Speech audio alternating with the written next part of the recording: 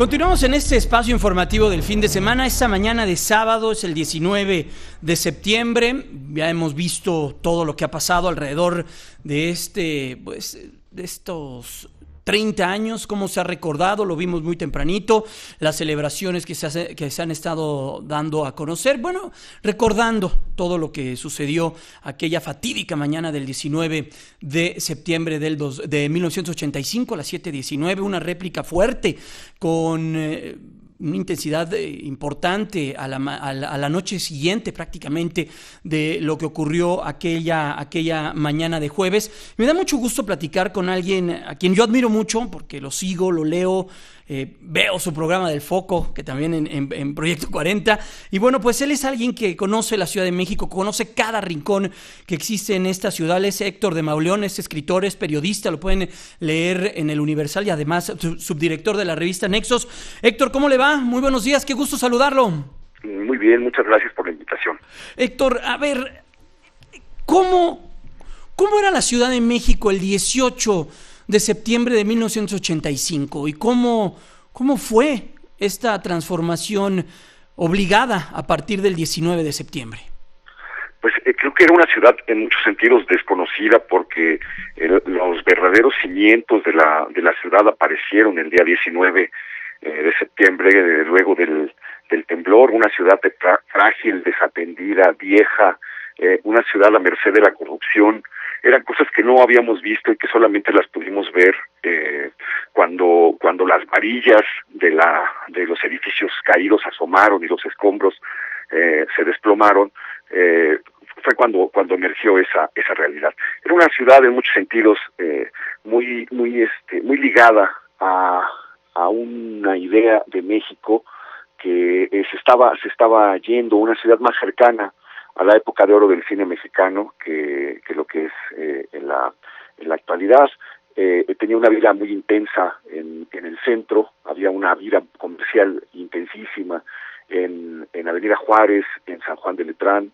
Era una colonia apacible y muy clase mediera en la Roma, que 30 años después del terremoto no se ha recuperado totalmente, cambió totalmente su fisonomía esa colonia, y era una ciudad llena de lugares misteriosos en la parte de la Merced y en la parte de la Lagunilla y en la parte de Tepito, y todos que es precisamente una de las zonas pues más golpeadas por el terremoto. Era una ciudad que llevaba muchos años sin una emergencia de ese tipo. El último terremoto fuerte había sido en 1957, el anterior había sido en 1932 y había tenido en 1911 otro evento muy importante, pero eso nadie lo podía recordar, no estaba en la conciencia de nadie porque nunca había sido un terremoto tan letal como lo fue el del 19 de septiembre de 1985.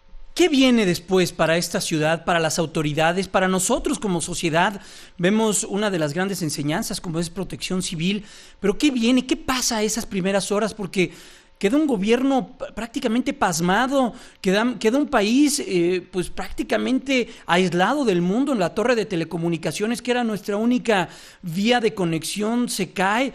¿Cómo queda? ¿Cómo pasan esas primeras horas y qué es lo que sucede? Son unas horas de un azoro impresionante. Está la ciudad llena de polvo, nubes de polvo por todas partes, cables que habían chicoteado y que estaban serpenteando en la banqueta, y una ciudad paralizada y sobre todo muy ahuyentada por el sonido por el aullido de las sirenas que sonaban en todas direcciones, hacia todas partes. Quedó paralizado el tráfico, se detuvo el metro, sobre todo la línea 2 del metro. La gente tuvo que salir cuando se cayó la torre de 11 pisos que estaba en el conjunto Pino Suárez, una de las 4 torres del conjunto Pino Suárez. La gente tuvo que salir del metro y entonces se inició un éxodo larguísimo y lentísimo por la calzada de Tlalpan, y que fue aterrador porque esquina a esquina, cuadra con cuadra, había edificios ya dañados, sobre todo a partir de viaducto hacia el Zócalo, de San Antonio Abad hacia el Zócalo, y ahí comenzaron a aparecer pues los escombros. Era una ciudad que se llenó de gritos que se escuchaban debajo de las piedras, de murmullos. Fueron momentos pues que le dejaron una herida que 30 años después no ha cerrado para quienes estuvimos en esa ciudad y quienes vimos eso. Se queda sin teléfono, se queda sin luz, no se rompen las tuberías de agua en muchos lugares, se agrietan las calles y comienza a aflorar el horror por todas partes, la ciudad cayéndose despedazada, una sensación de inermidad y de pasmo y de abandono terrible. Es automática la manera en la que se comienza a dar esto que Monsiváis inventó como el despertar de la sociedad civil. Se dio de una manera automática, pues la gente que estaba cerca comenzó ante esos aullidos y esos gritos y la idea de que había gente y familiares atrapados en determinados espacios, comenzó a trabajar hombro con hombro para empezar a retirar los escombros. Y es lo que usted dice es completamente real. La respuesta tarda mucho tiempo en llegar. El presidente aparece 37 horas después en televisión para dar un mensaje y mandar la idea de que México sigue en pie y de que todo está en orden. En un principio se rechaza la ayuda internacional, que luego se pide y se acepta, porque no hay trascabos, no hay palas, no hay medicinas, no hay a dónde llevar a los heridos.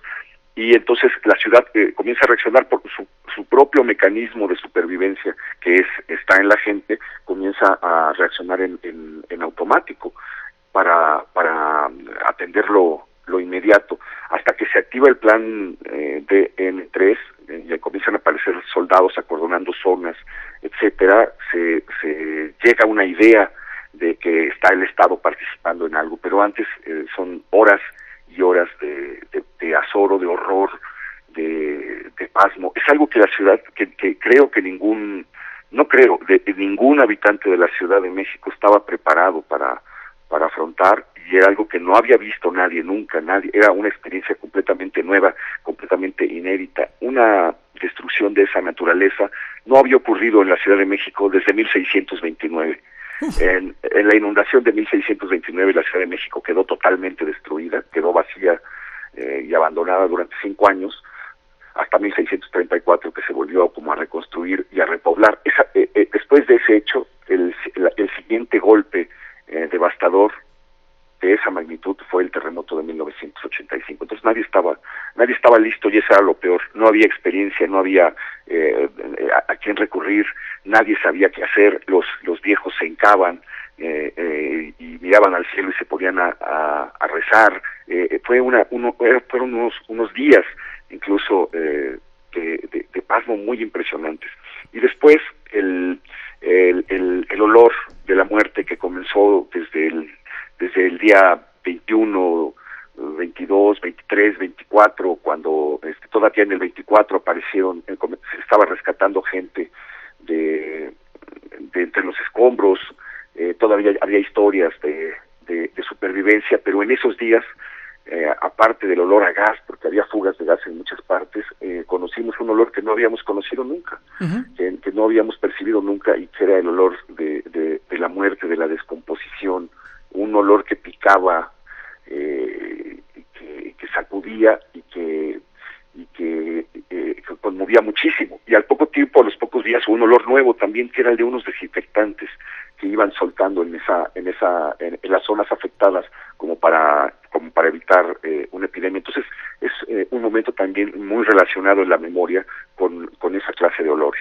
Estamos platicando con Héctor de Mauleón. Él es escritor, periodista, subdirector de la revista Nexos. Además participa también en el espacio de Denise Merker. Usted lo puede ver también en Proyecto 40, leer en El Universal. Héctor, en La ciudad que nos inventa, el libro de Cal y Arena de tu autoría, platicas de las cosas que la Ciudad de México nos oculta.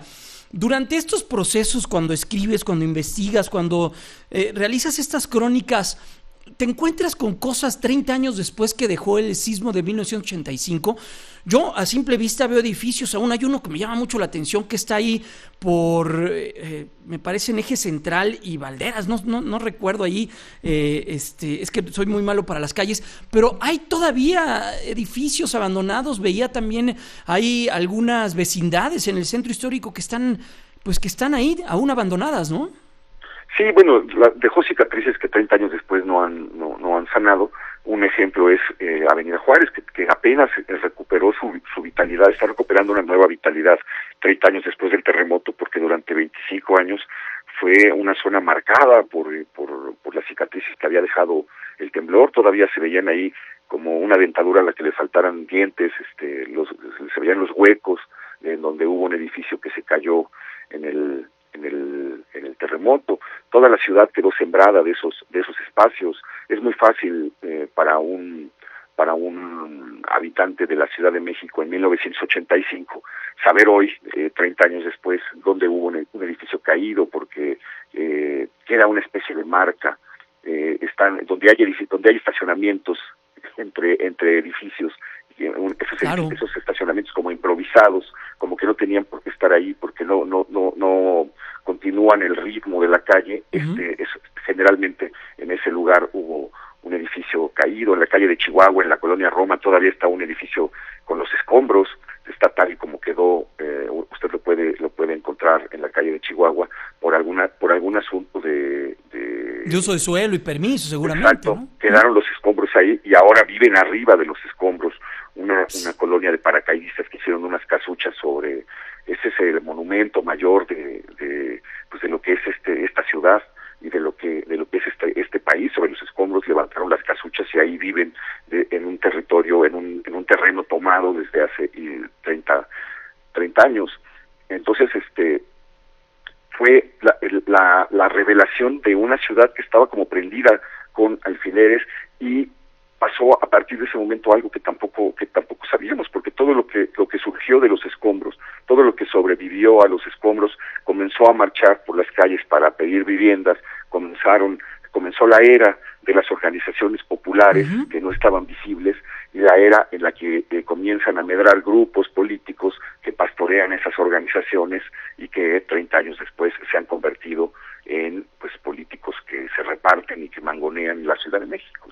Claro, René Bejarano, uno de ellos. Tiene toda la razón. Héctor, 30 años después aprendimos la lección, nosotros como sociedad, pero nuestras autoridades, para estos permisos, uso de suelo, todo lo que está alrededor de la construcción, permisos, todo esto que viene. Hemos aprendido la lección. Vimos lo que sucedió hace poco, esta misma semana, prácticamente el miércoles por la noche, un sismo de magnitud de 8.4 grados en Richter allá en Chile. Es una zona que la naturaleza nos dice que no debemos de bajar la guardia. ¿Cómo nos ve 30 años después?